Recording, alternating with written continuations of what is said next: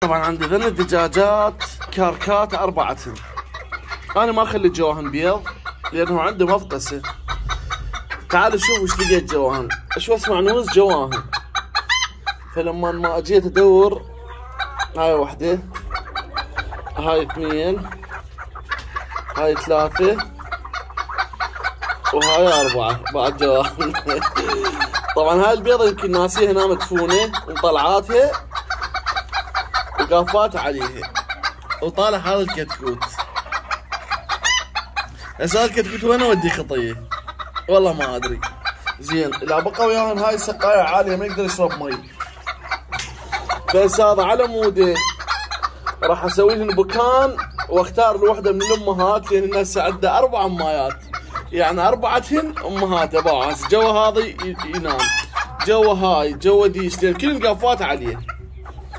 فراح اختار له وحده منهن واخليها جواه. شوف كلهن امهاته. هذا مدلل عنده 4. شوف بدنا نصح له على الاكل. طبعا هو هذا السيرامة الماليزي طبعا نصبته، بس انه شي كاركات هيك صار بيهم.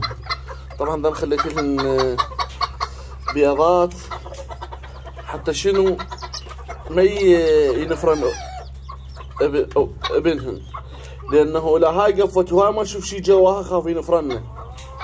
فراح اسكنهن بالبيض حتى ما يعني يتحركن بيه ويقتلنه. منا الباكر وراح اوخر البيض واشيل دجاجه منهن واعزلها وياه. باعوا شلون المرد؟ فإلا اسكنهن بالبيض حتى يظل بالجواهن.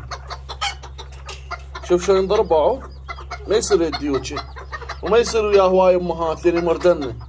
فراح اختار دجاجه واحده منهن اطلعها وياه اخليهن بخانه.